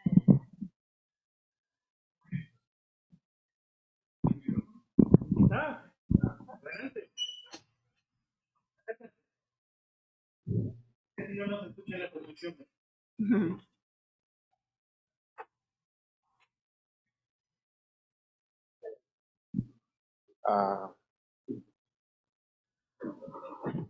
Well, my question is, when you talked about the competitive markets when there is a health issue, for example, in North America, USA, Donald Trump funded $100 million research for AstraZeneca for the COVID vaccine, and the UK, Boris Johnson funded a £100 investigation to Oxford. Wouldn't that make like monopoly for that enterprise, and wouldn't it be just better to take competitive barriers like the $40 to $90 million fee for the FDA, take them down, so everybody can, well, any company can be in part of the process of, for example, the COVID vaccine? Yeah. I mean, yeah, it's surely a way to think of whether or not COVID vaccines should have been developed in a competitive market and with competitive, engagement towards those public funding approaches, right? So here's the problem. The pharmaceutical market itself, again, is oligopolistic, right? There are a handful of pharmaceutical big companies in the US and the world, right? Few of them are actually engaged in vaccine development because, again, that is extremely expensive to do from a regulatory perspective and so on. So if you want to engage in a competitive market or want to create a competitive market, you not just put money into the market, you also need to get rid of the regulations, right? So yeah, is my drug safe for human beings or not? Well, normally we would test that over years and years and years. But no, we don't. We don't need that, right? Just put it on the market. You know, the market will sort itself, right? If it kills people, then people will stop demanding it. Kind of that would be the rationale, right? But that's not how medical regulations work. We actually care about people not dying from our drugs. So entering those markets is very difficult for new companies because it's very costly. So that already makes it difficult to push for competition. The second thing, specifically with the COVID vaccine, was that we needed a vaccine within 5 minutes, right? So normally what we did, we not only pushed money into the system, into the market from the government side, which was necessary. We basically also said like, okay, we're gonna, process like applications for human trials and so on as fast as we possibly can. Right? Normally, if you develop a drug, you go to the FDA. I don't know what the Mexican equivalent is. You go there and say, like, I have a drug. You know, I tested it on my lab rats, and now I want to do human testing. So you apply for it, you pay money for it, and it takes years before you can start testing it, and then it takes years to actually do the testing. They reduced that to a couple of months, right? So I mean, it's interesting itself that they show they can do it, but it's also that regulatory framework you need to consider when you talk about, you know, how do we deal with these things? And obviously the nature of the problem, right? We couldn't wait 10 years to develop the COVID vaccine. We needed it now. Bueno, qué bueno que hay preguntas. Quiero hacer una pregunta para nuestro panel y es una cosa más instrumental y tratar de aterrizar. A partir de estas reflexiones, tanto teóricas como de la investigación empírica que enfrentamos todos los profesores, y un caso que, por ejemplo, mencionó la doctora Sara, la investigación de casos. Sí, y ante algo que tenemos enfrente, tal vez en el próximo semestre, la revisión del plan de estudios. ¿Sí? ¿Cómo ustedes consideran que podría ser incorporado? Supongo, ¿sí?, por lo que ustedes analizaron y reflexionaron, que la importancia del pluralismo y de trascender las fronteras del enfoque neoclásico. ¿Cómo llevarlo adelante para que nos dé esas herramientas que necesitamos para el análisis tanto empírico de casos como de la realidad en su conjunto?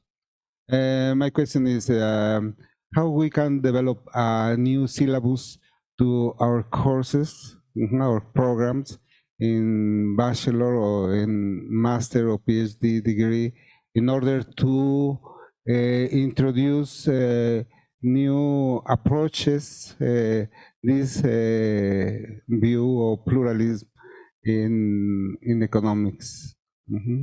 And if you have some examples or figurate about that, it could be interesting. Yeah, so I think that there are kind of like three aspects of the question. Within an institutional context, let's say like this, right? So I think I'm very pragmatic on that. First of all, we need people who can teach it, right? Obviously, I'm not expecting everybody to be a pluralist and know everything about everything, right? So obviously, you need people who can teach it and what they can teach, right?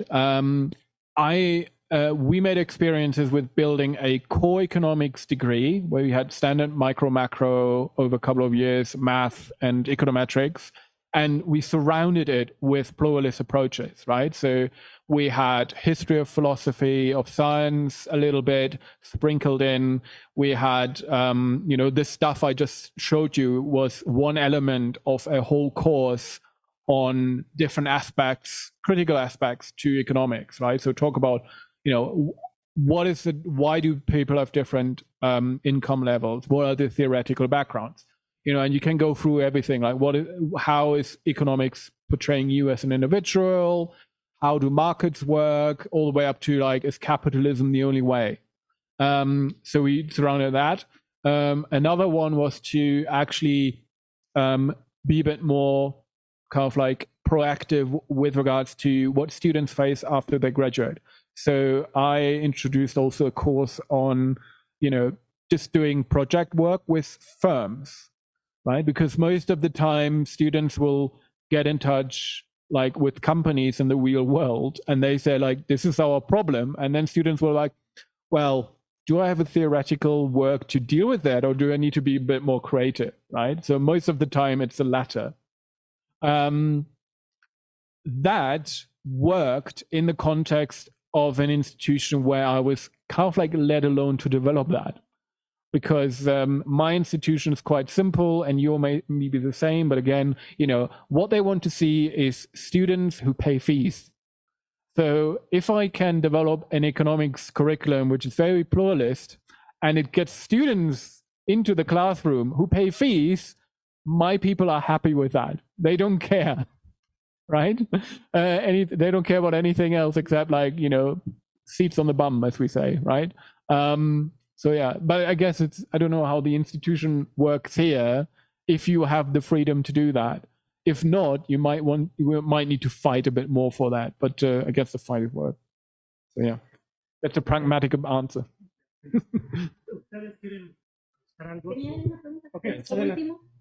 Yeah, I got more like a question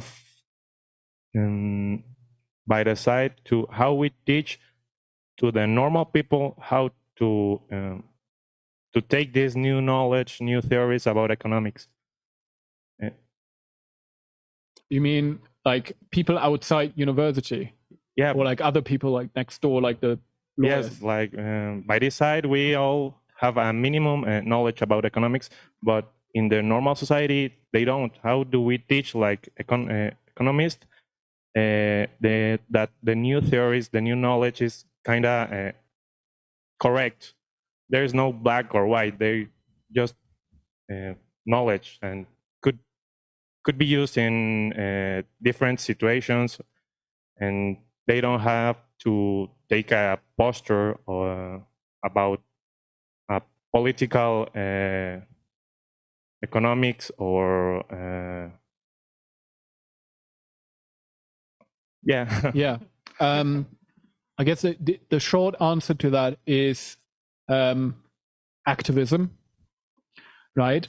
So if you want to take something out of your classroom, whatever you learn here, and you want to take it out and, you know, talk to your friends, colleagues, parents, grandparents, cousins, whatever, right, and so on. If you want to convince the public that there are alternatives to certain ways people speak, and again, it's a communication thing, right? And you need to be, it's hard work, but you need to go and be present and, you know, make a political point about this, right? So, I mean, again, in UK context, for a while, we had quite a lot of pluralists within the Labour Party who did quite good work. We have the so-called Women's Budget Group, who are feminist economists who try to influence government policies and public perception about issues around, you know, income differences, income inequalities, and so on. Right? We have people push it, but they need to be they shouldn't be in the class. Well, they're not in the classroom. They're out there. They form groups. They participate in public debates, and they push for it. That's the only way I can think of. If you have other ideas, please tell us. But that's it. Sí, bueno, muchas gracias. Creo que es muy interesante que haya reacciones, preguntas. Me quiero referir nada más a lo que preguntaba Roberto Valencia. Creo que es un tema muy interesante y muy importante, ¿no? Y creo que aquí hay que tomar un concepto que desde una perspectiva más ortodoxa sería heterodoxa, que es la idea de poder, ¿no? Normalmente desde la economía, digamos, estándar, convencional, se abandonó mucho esa postura, pero no en la economía clásica, como sabemos, y no tampoco en otras ciencias, ¿no? Entonces, por ejemplo, ahí yo pienso en lo que los sociólogos llaman closure, ¿no? O clausura, el hecho de que ciertos grupos, pues normalmente tienden a defenderse y a formar este cinturón, ¿no? de seguridad. Yo creo que eso hay que traerlo a la discusión, efectivamente, porque es importante, como otros han llamado, ¿no? Como Jack Reardon, por ejemplo, ¿no? Como puede ser mantener ciertas teorías algo bueno, dice él, para las carreras académicas, ¿no? Para tener promociones en la universidad, pero no necesariamente para resolver problemas, ¿no? Entonces, en ese sentido, creo que sí es muy, muy importante. Y yo aquí en mi comentario lo que había puesto fue si puede haber investigadores pluralistas en una ciencia no pluralista, o al revés. Creo que es muy complicado, ¿no? O sea, como empujar individualmente es algo que tenemos que hacer, ¿no? Como decía el doctor Meyenburg, pero creo que los resultados pueden ser modestos, ¿no? O sea, tenemos que avanzar también hacia un consenso de la necesidad del pluralismo en distintos campos, ¿no? Tanto de las revistas como académicas, como de la hechura de las políticas públicas, ¿no? Y en ese sentido nada más señalar porque uno pensaría que lo que también te podría ayudar a eso es lo que nosotros llamamos la realidad, ¿no? Casi con comillas. Pero nosotros sabemos también metodológicamente la dificultad de atribuir causalidad. Entonces, a veces uno dice, es que la aplicación de ese modelo económico no sirve, ¿no? Pero siempre hay voces que dicen, no, lo que pasa es que no se aplicó completamente. Hay que profundizarlo, ¿no? Entonces siempre está sujeto esa misma realidad a interpretaciones que finalmente es un campo de poder, ¿no? Entonces creo que es una pregunta muy interesante. Y también la parte de que preguntaba el doctor Gustavo Vargas, bueno, yo en realidad parte de lo interesante en esta mesa era escuchar al doctor Meyenburg al respecto, ¿no? Porque, bueno, él es el él es el que sabe, y también en tu caso, Gustavo, que has estado empujando mucho, ¿no? Estos temas. Entonces, solamente una de las cosas, yo creo que hay alternativas que tenemos que ahora con la reforma del plan de estudios tendríamos que retomar, ¿no? Una es la posibilidad que decía el doctor Meyenburg de un enfoque un tanto, a lo mejor secuencial, ¿no? De empezar con un curso más cercano quizá a la ortodoxia económica y hacer cursos sucesivos de manera también obligatoria, digamos, en el curso básico, con distintas escuelas, ¿no? Ahí, claro, el reto que tendríamos es qué escuelas incorporaríamos, porque como decíamos, ya hay muchas. La otra sería un poco la propuesta como la habíamos venido trabajando. Tenía la fortuna de participar en la comisión de microeconomía con el doctor Vargas, que fue estructurar, dado que no había muchos grados de libertad, un solo curso estructurado en teorías, así en plural, de la oferta, teorías de la demanda y teorías del Estado.